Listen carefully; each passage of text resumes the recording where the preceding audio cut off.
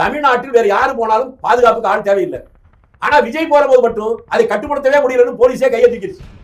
அப்ப மக்கள் பின்னால இருக்காங்கல்ல, அதனால்தான் இவங்க எல்லாருமே அதிர்ச்சி அடைகிறாங்க. அவரை எல்லாரும் குறி வச்சு தாக்குறாங்க.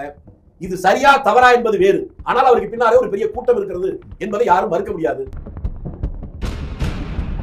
மது கூடாது, மதுக்கடைகளை மூட வேண்டும், கருப்பு கொடி வச்சு வீட்டுக்கு முன்னால ஒரு மணி கருப்பு சட்டை போட்டு கருப்பு கொடி வச்சிருந்தீங்க. ஆனா 5 வருஷம் போடல.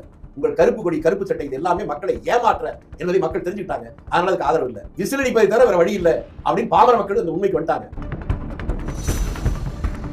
ஏன் சார் கருத்து கணிப்பு சொல்லி ஊரே ஆயிடுச்சு. கருத்து கணிப்புங்கிற பேச்சை பேசினாக்க விவரம் இல்லை. நான் ஏற்கனவே சொன்னதா, என் பொண்டாட்டி அது ஓட்டு போட எனக்கு தெரியல, என் பிள்ளை யாருக்கு ஓட்டு போடான்னு தெரியல. ஒரு ட்ரெண்டை தான் நம்ம சொல்ல முடியும். கருத்து கணிப்பு பெர்சன்டேஜ் போடுறதெல்லாம் நம்பாதீங்க. அதை நீங்கள் மக்களுக்கு சொல்லாதீங்க. ஒருத்தன் இவன் நல்லவனா கெட்டவனான்னு தெரியல, என்ன பண்றது அப்படின்னு சில பேர் நினைப்பாங்க. இவன் உண்ணானவர் ஃப்ராடு தான் அப்படின்னு தெரிஞ்சு போச்சு. குறைஞ்சபட்சம் இவன் ஃப்ராடு தான் தெரிஞ்சவனையாவது ஒதுக்குற மனநிலைக்கு தமிழ்நாட்டு மக்கள் வந்தாதான் இந்த தமிழ்நாடு உருப்படும். அப்படி உருப்படுவதற்கு மக்களிடம் நாம் வேண்டி கேட்டுக்கணும்.